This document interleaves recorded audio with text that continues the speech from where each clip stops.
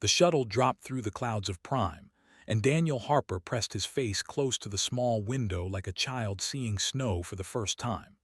Below him stretched a world that looked nothing like Earth. The cities were not made of steel and glass. They were made of crystal.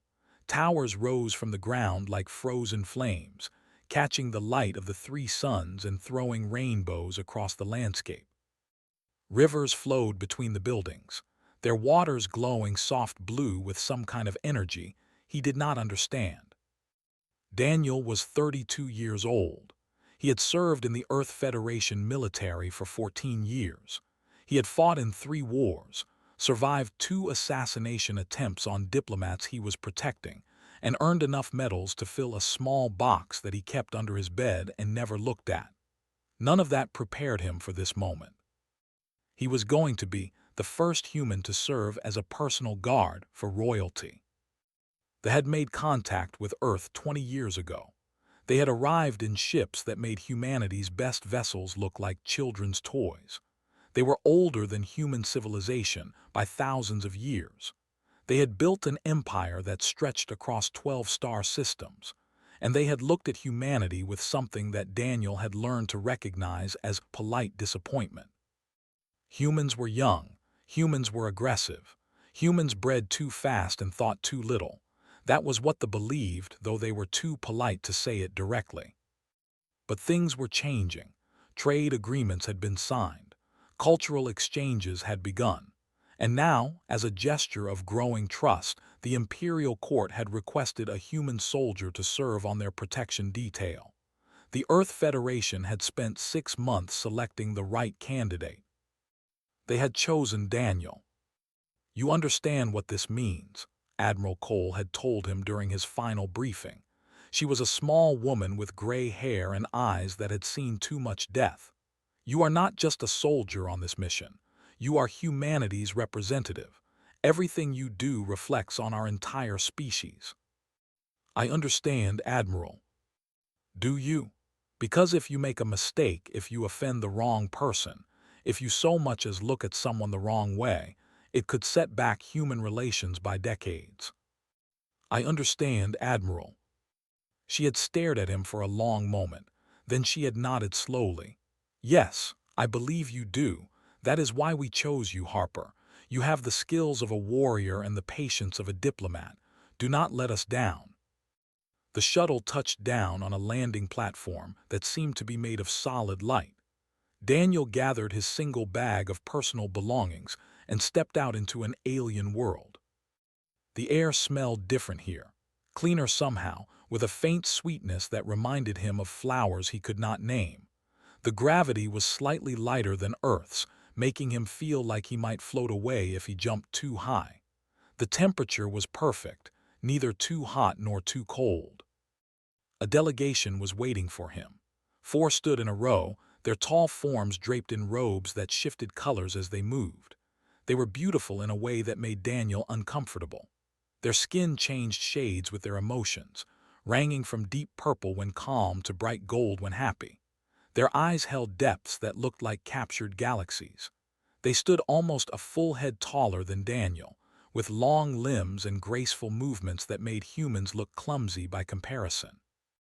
"Welcome to Prime, Commander Harper." The speaker was a male, his skin currently a neutral gray. "I am Counselor. I will be your guide during your transition period." Daniel bowed in the manner he had been taught during his 3 months of cultural training. "Thank you, Counselor. I am honored to be here." "The honor is mutual." His voice carried strange harmonics that human vocal cords could never produce. "Please follow me. Her Highness is eager to meet her new guardian." They walked through corridors that seemed to sing. The crystal walls hummed with energy, producing faint melodies that changed as they passed. Daniel tried to keep his expression neutral, but he knew his amazement must be showing.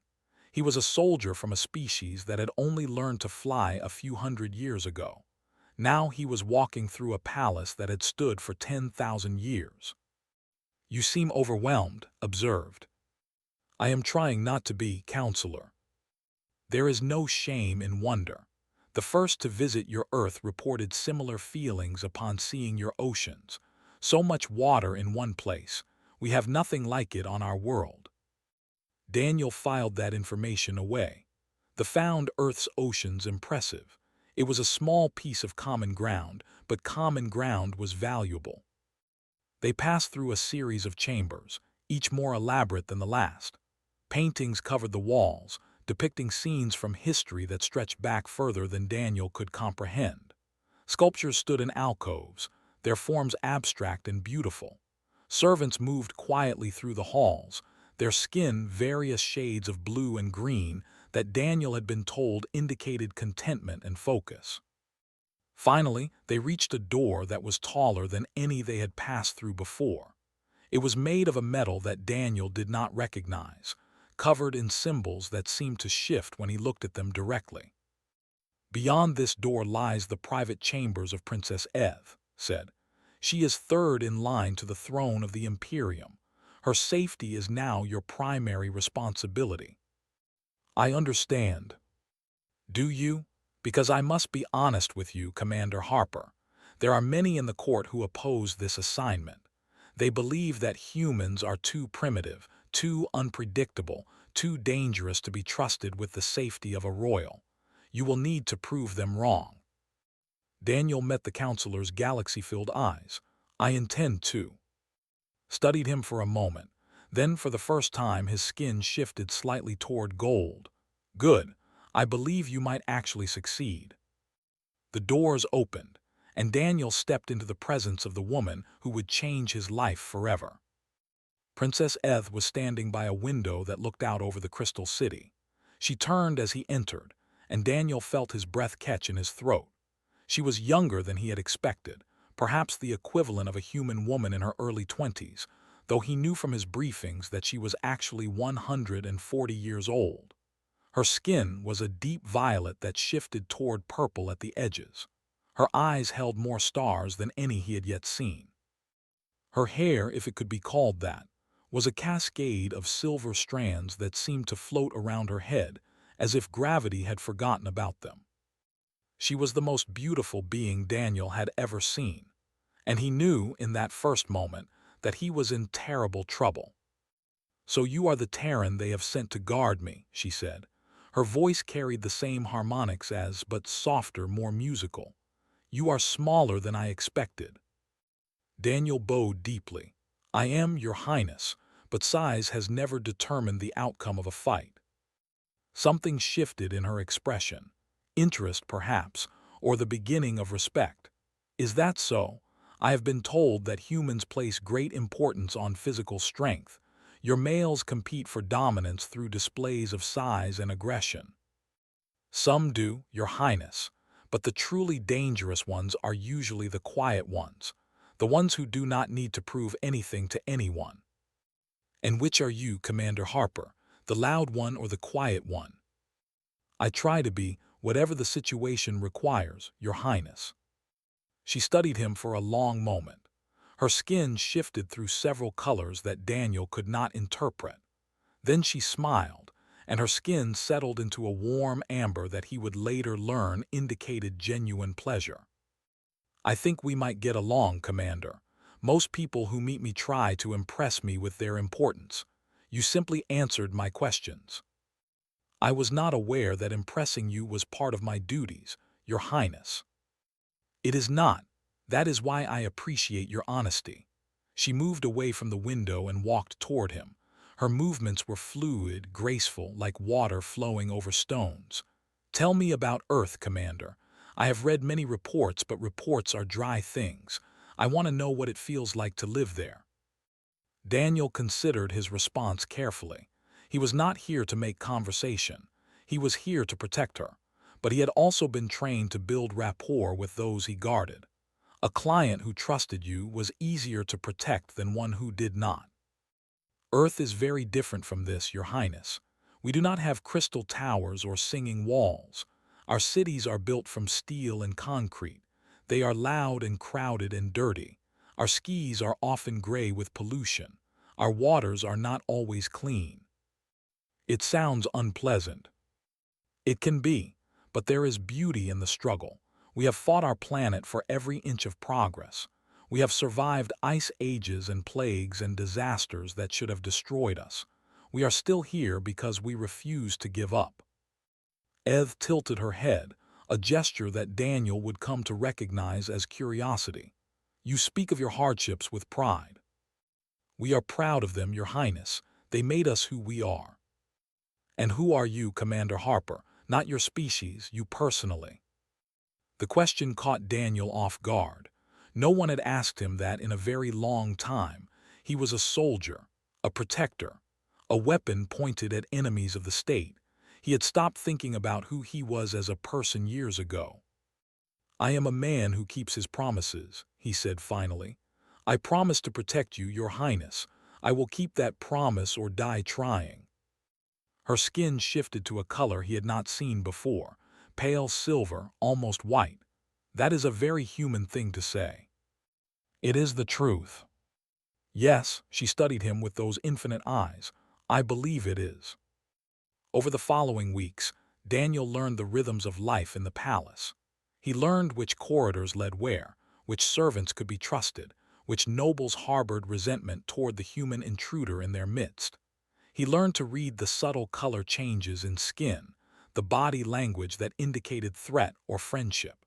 He learned to move through the crystal halls without drawing attention, to blend into the background until he was needed. And he learned about Princess Eve. She was not like the other royals.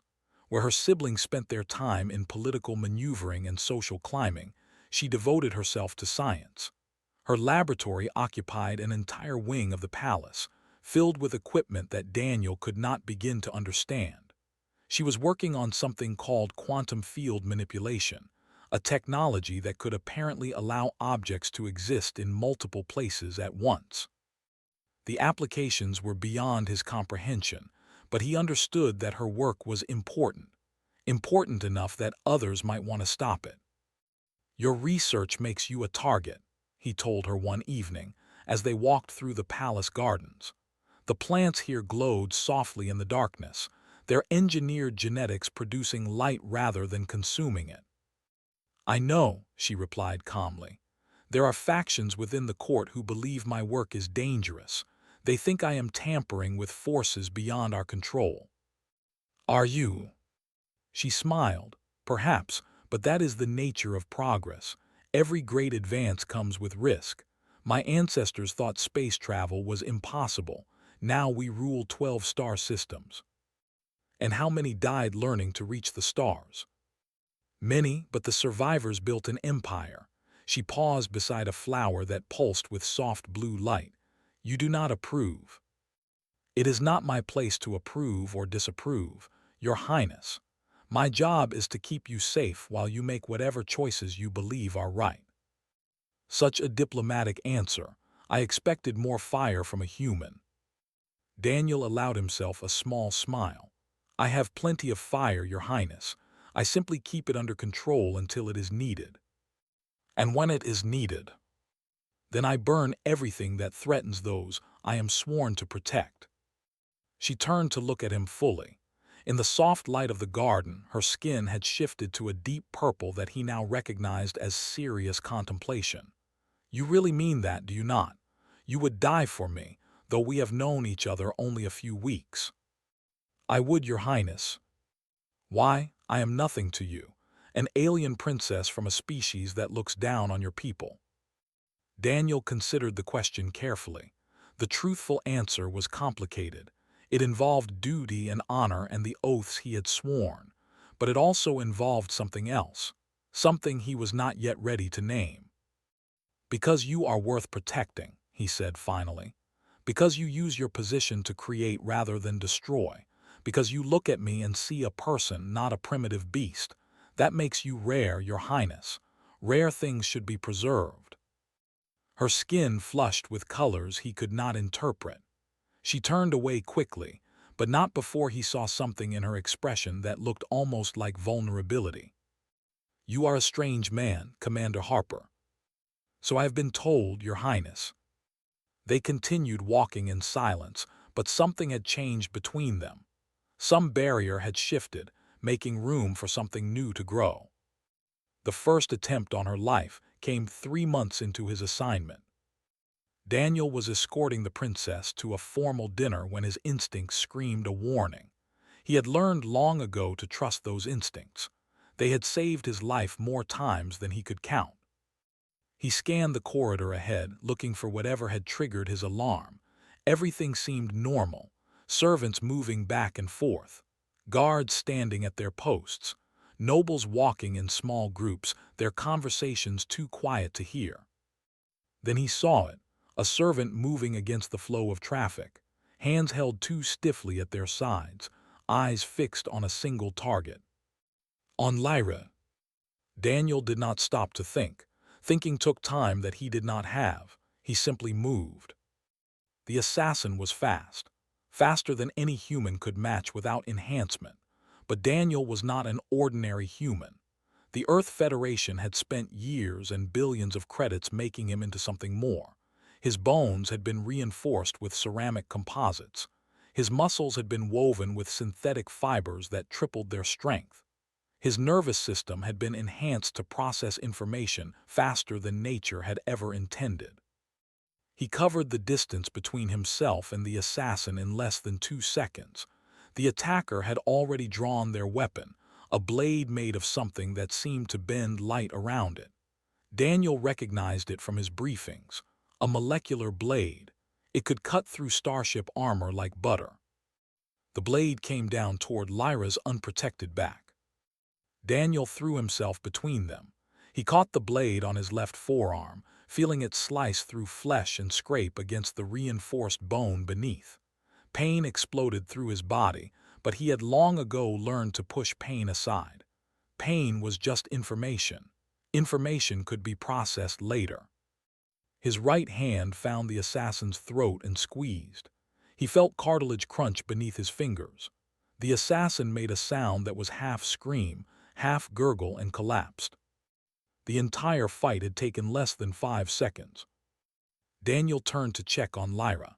She was staring at him with wide eyes, her skin gone pale silver.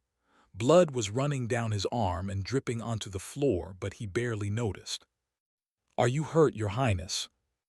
No, I am not hurt." She seemed to shake herself out of shock. "But you are, your arm."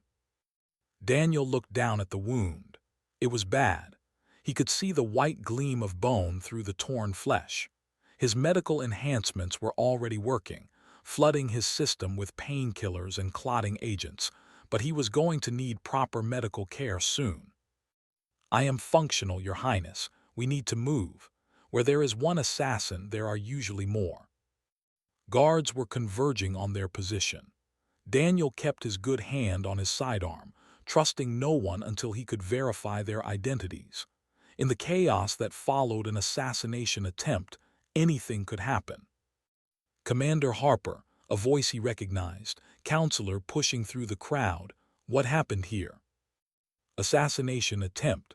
Single attacker now neutralized. The princess is unharmed." Looked at the body on the floor, then at Daniel's ruined arm.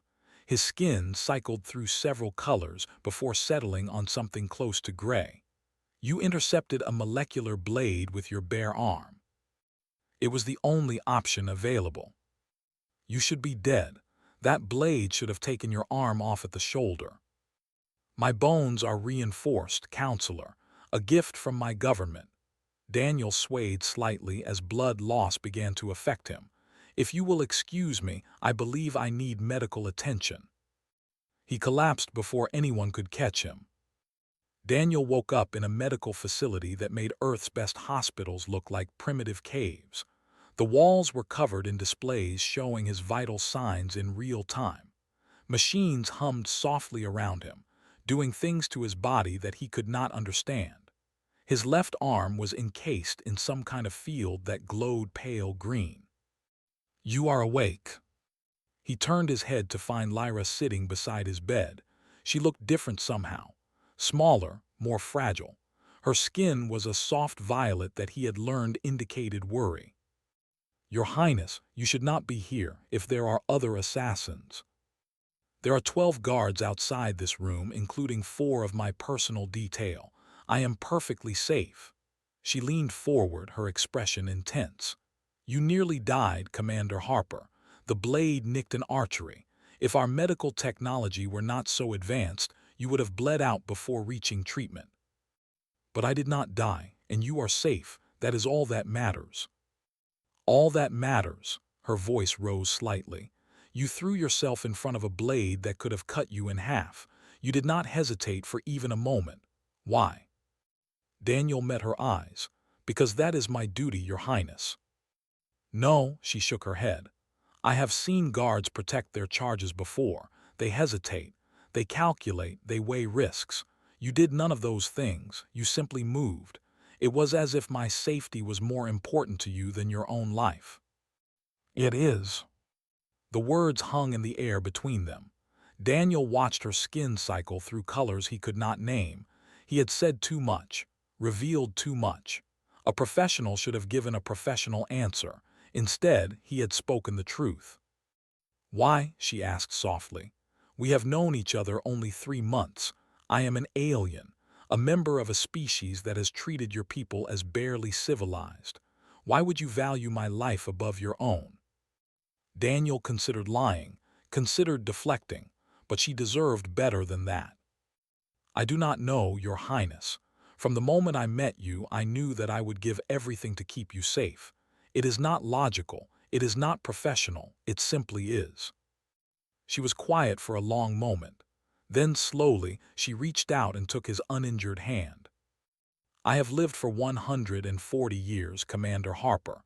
I have met countless beings from dozens of species. I have been courted by princes and pursued by politicians. None of them ever looked at me the way you do, like I am something precious, something worth dying for." "You are, Your Highness." "Lyra," she squeezed his hand gently.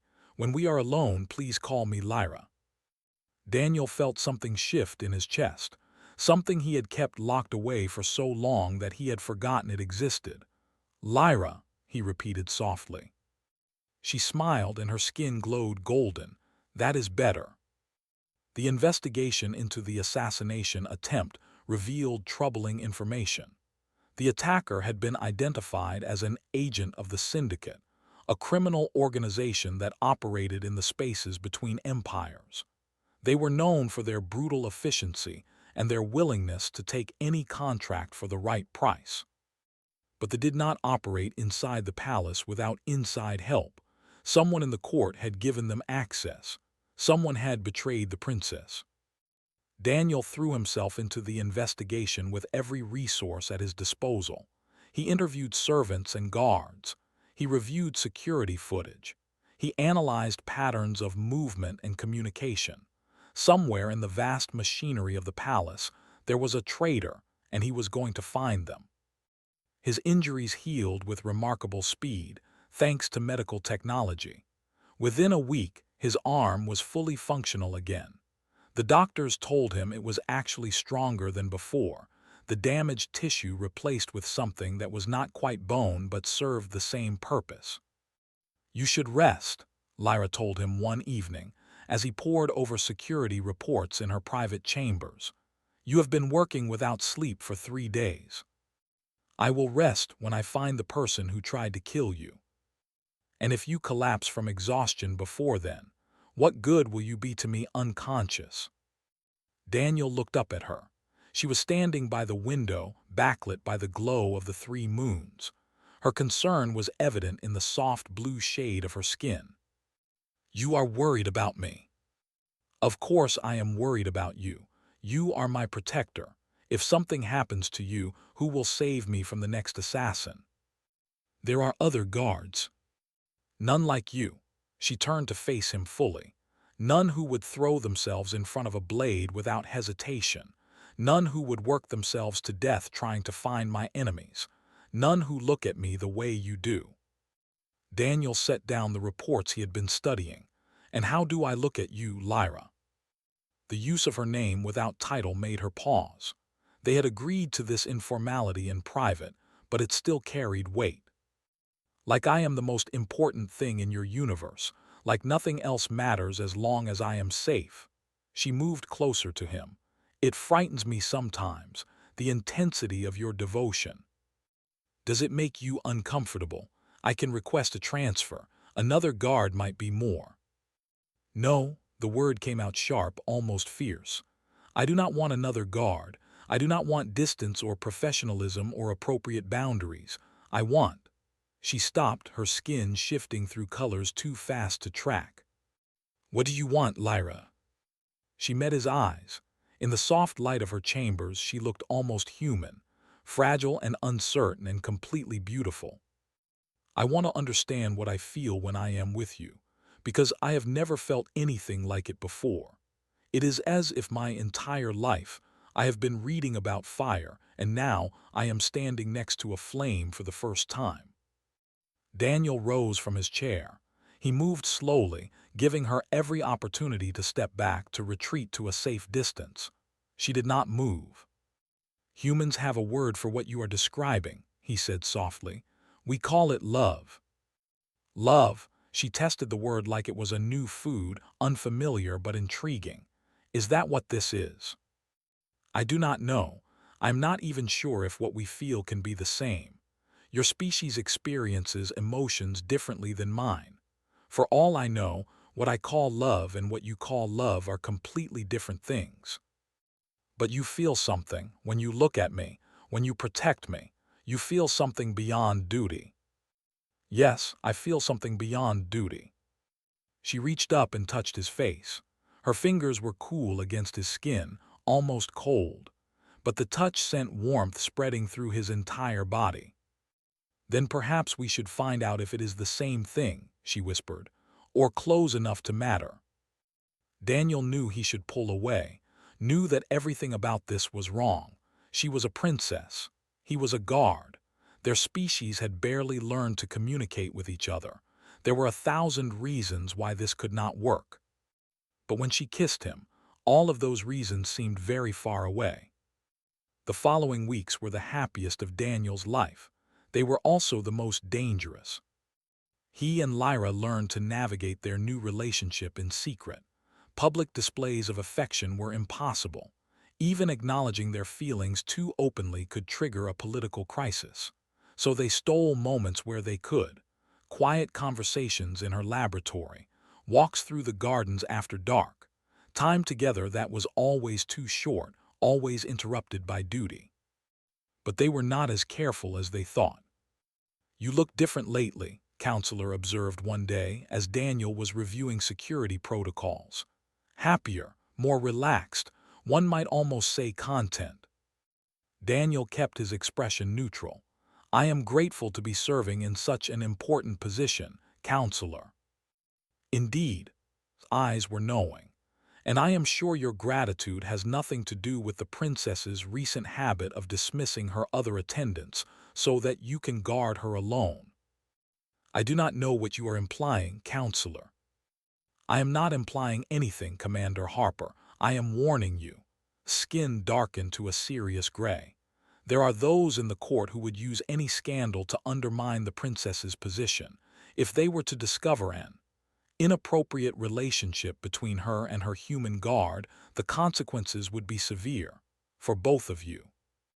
Daniel met the counselor's gaze steadily. I appreciate your concern, Counselor, but there is nothing inappropriate about my relationship with the princess. I am her protector, nothing more. Studied him for a long moment. Then he sighed.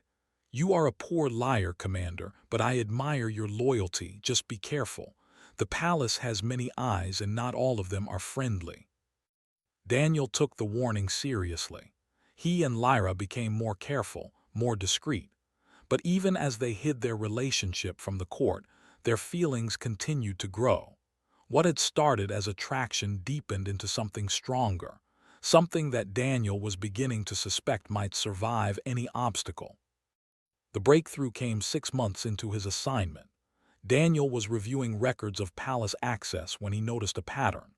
A minor official in the Treasury Department had been granted access to restricted areas 3 times in the month before the assassination attempt. Each time, the access had been approved by the same supervisor, and that supervisor had mysteriously disappeared 2 days after the attack. Daniel followed the trail through layers of bureaucracy and deception. He called in favors from contacts on Earth, requesting intelligence on the syndicate's known associates. He cross-referenced financial records with travel patterns. Slowly, a picture began to emerge. The traitor was not just a single person. It was a network, a conspiracy that reached into multiple departments of the palace administration. And at the center of that network was a name that made Daniel's blood run cold. Lord X, one of the princess's uncles, a powerful noble who had publicly opposed the alliance with Earth from the very beginning. Daniel brought his findings to Queen herself. The Queen received him in her private chambers, surrounded by guards whose expressions made clear that they would happily kill him at the slightest provocation. She was ancient, her skin faded to muted tones that spoke of centuries of existence, but her eyes were sharp, missing nothing. "You claim to have evidence that my brother-in-law tried to kill my daughter," she said, her voice carrying the weight of absolute authority.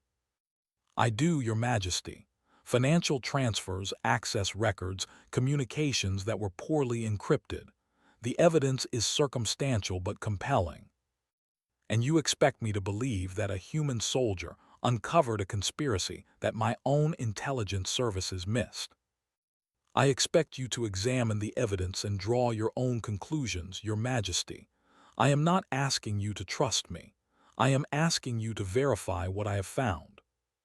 The Queen was silent for a long moment. Then she gestured, and one of her attendants came forward to take the data chip Daniel was offering. "If your evidence proves false, Commander Harper, you will face severe consequences." "I understand, Your Majesty, but the evidence is not false. Lord X tried to kill your daughter. I do not know why, but I know that he did." "I know why." The Queen's voice was tired. "Power. It is always about power. Eve is my most capable heir. Her scientific achievements have brought prestige to our house. Her potential as a leader is recognized throughout the empire. My brother-in-law has long believed that his own children should inherit the throne. Removing Lyra would improve their chances." "Then you will act on this evidence." "I will investigate. If your findings are confirmed, Lord X will face justice."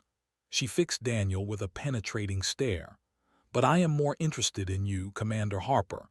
What drives you to protect my daughter with such ferocity?" Daniel hesitated. The truth was dangerous, but this was the Queen, and she would see through any lie. "I love her, Your Majesty." The words dropped into the silence like stones into still water.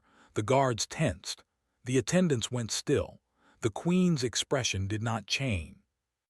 "You love her," she repeated slowly. "A human guard loves a princess of the Imperium." "Yes, Your Majesty." "And does she return these feelings?" "I believe so, Your Majesty, but you should ask her directly." The Queen rose from her throne. She moved slowly, her ancient body carrying the weight of 8 centuries. She approached Daniel until she stood directly before him, close enough that he could see the faded starlight in her eyes. "You are either very brave or very foolish, Commander Harper, perhaps both." "I have been accused of both on multiple occasions, Your Majesty." "I do not doubt it." She studied him for a long moment. "I should have you executed for this, or at least exiled. The scandal alone could damage my daughter's position irreparably." "I am aware of the risks, Your Majesty." "And yet you told me the truth. Why?" Daniel met her ancient gaze without flinching. "Because you would have discovered it eventually, and because I would rather face your judgment honestly than hide in shadows like a coward. Whatever happens to me, I want you to know that my love for your daughter is genuine. I would die for her without hesitation. I would kill for her without remorse. She is the most important thing in my universe, and I will protect her until my last breath." The Queen was silent for what felt like hours. Then, slowly, her skin shifted towards something that might have been amusement. "You humans are remarkable creatures, so young, so passionate, so utterly convinced that your feelings can overcome any obstacle." She turned and walked back to her throne. I will not forbid your relationship, Commander Harper. Forbidding things often makes them stronger, but I will warn you. If you hurt my daughter, all the enhanced abilities in the galaxy will not save you from my wrath. I understand, Your Majesty. I doubt you do, but you will in time. She settled back onto her throne. Now leave me. I have a brother-in-law to investigate. Daniel bowed, and his heart pounding with something that might have been relief or might have been terror. He had gambled everything on the Queen's wisdom, and for now, at least, the gamble had paid off. The investigation into Lord X moved quickly. Within a week, the evidence Daniel had gathered was corroborated by palace intelligence. Within 2 weeks, the Lord and his chief conspirators were arrested. Within a month, they were tried, convicted, and sentenced to exile on a distant colony world. The political fallout was significant. Lord X had many allies in the court, and not all of them believed in his guilt. Factions formed around the controversy. Some supported the Queen's decisive action. Others muttered about human manipulation and foreign influence. Daniel watched it all with the eyes of a soldier assessing a battlefield. He understood that his position had changed. He was no longer just a guard. He was a figure of controversy, a symbol of the growing tension between those who welcomed humanity and those who feared them. But through it all, Lyra remained at his side. In private, they continued to grow closer. She told him about her childhood, about the pressures of being royal, about her dreams of a future where and human worked together as equals. He told her about Earth, about his family, about the wars he had fought and the things he had seen. They were falling in love, not the temporary infatuation of youth, but something deeper, something that felt like it could last. My mother knows about us, Lyra told him one night as they lay together in her chambers. The 3 moons were setting outside her window, casting long shadows across the floor. I know, I told her. Lyra sat up sharply. You told her when? When I brought her the evidence about your uncle. She asked why I was so dedicated to protecting you. I told her the truth. And she did not have you killed. She threatened too, but then she decided to let us continue as long as we do not hurt each other. Lyra stared at him with an expression he could not read. Then she laughed, a sound like crystal bells ringing in wind. You impossible man. You walked into the throne room and told the most powerful woman in the empire that you were in love with her daughter. You could have been executed on the spot. I could have, but I was not. Because you are insane, because you have no sense of self-preservation, because you... She stopped, her skin shifting through colors too fast to track. Because I what? Because you love me enough to face any consequence, to risk everything. She leaned forward and kissed him gently. No one has ever loved me like that before. Then everyone you have known before was a fool. She laughed again and pulled him close. Yes, they were. And I am grateful every day that a crazy human soldier came to my world and showed me what love could really be. Daniel held her tight, feeling her heartbeat against his chest. Outside, the moons finished their descent, leaving only stars to light the sky. Whatever came next, they would face it together. That was all that mattered.